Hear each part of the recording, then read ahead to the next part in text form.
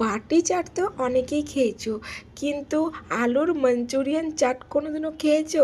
একদমই ক্রিস্পি হয় এই মাঞ্চুরিয়ানটা। আর এই চাটের সঙ্গে খেতে যে কতটাই সুস্বাদু তোমাদের বলে বোঝাতে পারবো না বন্ধুরা। চাট খেতে আমরা সবাই ভীষণই পছন্দ করি, তাই না? আমি ভাবলাম যে একটা নতুন ধরনের চাট তৈরি করা যাক, আর সেটা তোমাদের সঙ্গে শেয়ারও করা যাক। আমি এখানে দুটো আলু গ্রেট করে খুব ভালো করে ধুয়ে দেখো একটা শুকনো কাপড়ে আমি খুব ভালো করে মুছে নিয়েছি। আলুগুলো কিন্তু শুকনো হয়ে গেছে। তাতে দিয়ে দিচ্ছি সামান্য লবণ, জিরে গুঁড়ো আর গরম মশলা গুঁড়ো, 2 টেবিল স্পুন মতো কর্নফ্লাওয়ার, 3 টেবিল স্পুন মতো চালের গুঁড়ো, দিচ্ছি সামান্য লঙ্কা গুঁড়ো, সামান্য আদা রসুনের পেস্ট আর ধনেপাতা কুচি। আমি এখানে লঙ্কাটা অল্প ব্যবহার করেছি, তোমরা চাইলে এর থেকে বেশি দিতে পারো। আমার বাড়িতে যেহেতু ছোটো ছোটো বাচ্চা আছে, ওরা খাবে, তাই আমি কিন্তু লঙ্কাটা বেশি দিইনি। আর এই মিশ্রণটি খুব ভালো করে আলুর সঙ্গে আমি কিন্তু মেখে নিচ্ছি, দেখো চেপে চেপে। আর এরকমভাবে চেপে চেপে মেখে নিলে পরে কিন্তু হালকা করে জলগুলো বেরিয়ে আসবে আলু থেকে। আর দেখো কতটা সুন্দর হয়ে গেছে, তাই না? আমি একটু চেপে চেপেই মেখে নিয়েছিলাম, তাতে দেখো আলুগুলো কিন্তু কি সুন্দর মাখানো হয়ে গেছে। আর এবার কিন্তু আমার মাঞ্চুরিয়ান করার জন্য দেখো এবার বলগুলো তৈরি করে নিচ্ছি।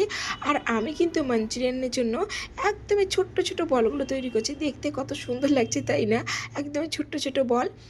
আলুর মাঞ্চুরিয়ানগুলো কিন্তু একদমই রেডি, আমি একটু পরেই ভেজে নেব।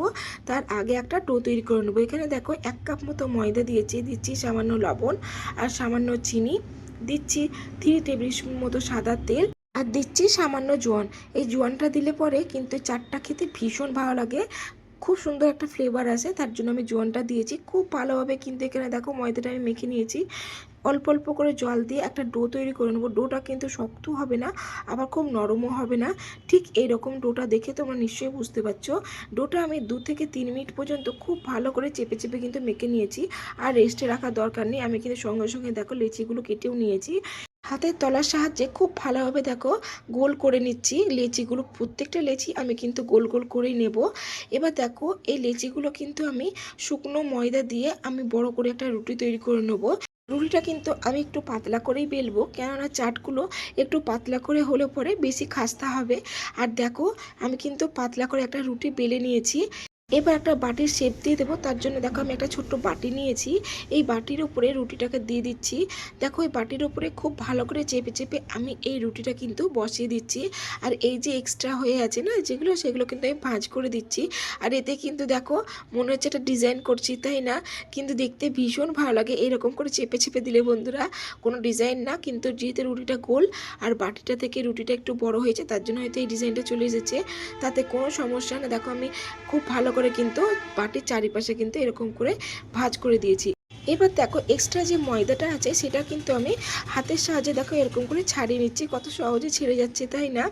এরকম করে ছাড়িয়ে নিই, কিন্তু এই যে এক্সট্রা যে ময়দাটা, এটা কিন্তু আবারও অন্য একটা বাটির চাটটা যখন তৈরি করব তখন কিন্তু প্রয়োজনে লেগে যাবে, এটা কিন্তু নষ্ট হবে না।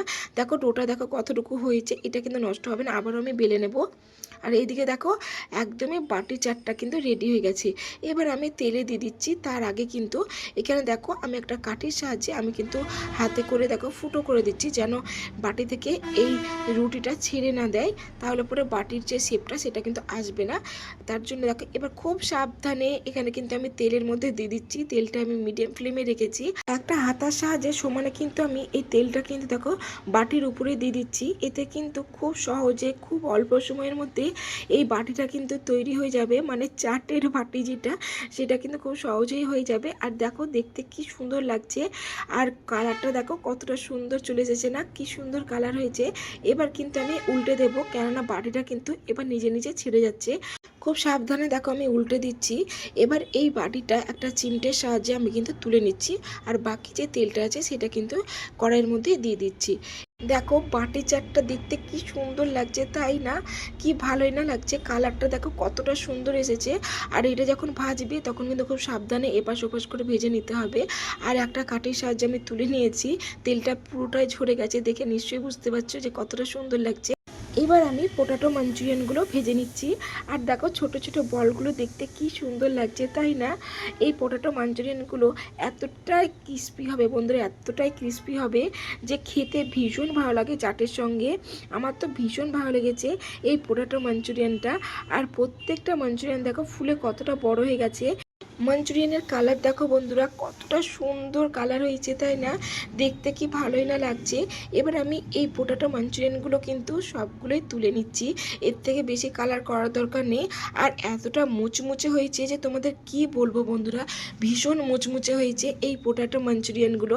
আর কালারটা দেখো, দেখতে কি সুন্দর লাগছে তাই না? এত ছোট্ট ছোট বলগুলো দেখো কি সুন্দর লাগছে দেখতে। তোমরা এবার সাউন্ডটা শোনো বন্ধুরা। এবার কিন্তু আমি চাটটা তৈরি করে ফেলবো। এখানে দেখো আমি মটর কলাইয়ের ঘুগনিটা আগে থেকেই তৈরি করেছি। দিয়ে দিচ্ছি এখানে টক তেঁতুলের রস, কাগজি লেবু। এখানে আমি অনেকগুলো স্যালাড কেটে রেখেছিলাম আগে থেকে, সেই স্যালাডটা ছড়িয়ে দিচ্ছি ধনেপাতা, টক দই আর ভুজিয়া চারিদিকে খুব ভালো করে ছড়িয়ে দিচ্ছি চাট মশলা, বিট লবণ। আর এই যে বাটিটা রেডি করেছিলাম, মানে চাটের যে বাটিটা, সেটা কিন্তু দেখো এই ঘুগনির উপর বসিয়ে দিচ্ছি। এবার দিয়ে দিচ্ছি পোটাটো মাঞ্চুরিয়ানগুলো। দেখো দেখতে কি সুন্দর লাগছে তাই না? আর একইভাবে আবারও আমি সব কিছুই দিয়ে দেবো। এবার এখানে কিন্তু আমি দেবো মিষ্টি তেঁতুলের চাটনিটা, এটার জন্য কিন্তু ভীষণ ভালো লাগে চাট খেতে। একইভাবে সব স্যালাড সব কিছু আমি আবারও দিয়ে দিয়েছি। আর দেখো বন্ধুরা, চাটটা দেখতে কি সুন্দর না লাগছে তাই না? কি দারুণ লাগছে চাটটা দেখতে, তোমরা বললে বিশ্বাস করবে না বন্ধুরা। এই চাটটা দেখতে যতটা সুন্দর হয়েছে, আর চাটটা খেতে কিন্তু ঠিক ততটাই সুস্বাদু। চাট মানে যে কোনো চাটই ভীষণ ভালো লাগে, কিন্তু যদি একটু নতুনত্বের মধ্যে হয় চাটগুলো খেতে, তো কিন্তু খারাপ লাগে না তাই না? আর কতটা মুচমুচে হয়েছে এই চাটের বাটিটা তোমাদের ভেঙে দেখাচ্ছি, তোমরা দেখে নিশ্চয়ই বুঝতে পারছো কতটা খাস্তা হয়েছে। দেখো কত সহজেই ভেঙে গেছে, আর একদমই মুচমুচে। আর মুখে দিচ্ছি তো মনে হচ্ছে মানে এতটুকু খেয়ে আমার হবে না, পুরো প্লেটটাই খেতে হবে, এতটাই সুস্বাদু বন্ধুরা। তোমাদের কি বলবো, দেখতে কি ভালো লাগছে। আর দেখো কতটা খাস্তা হয়েছে, দেখে তোমরা নিশ্চয়ই বুঝতে পারছো। আর মাঞ্চুরিয়ানগুলো এতটাই মুচমুচে হয়েছে বন্ধুরা, কি বলবো, মানে আলুর মাঞ্চুরিয়ানগুলো যে এতটা মুচমুচে হয়, তোমরা আমার আজকের এই ভিডিওটি না দেখলে বিশ্বাসই করবে না। আমার আজকের এই ভিডিওটি দেখে তোমাদের যদি ভালো লেগে থাকে, তাহলে please like share subscribe comment করো।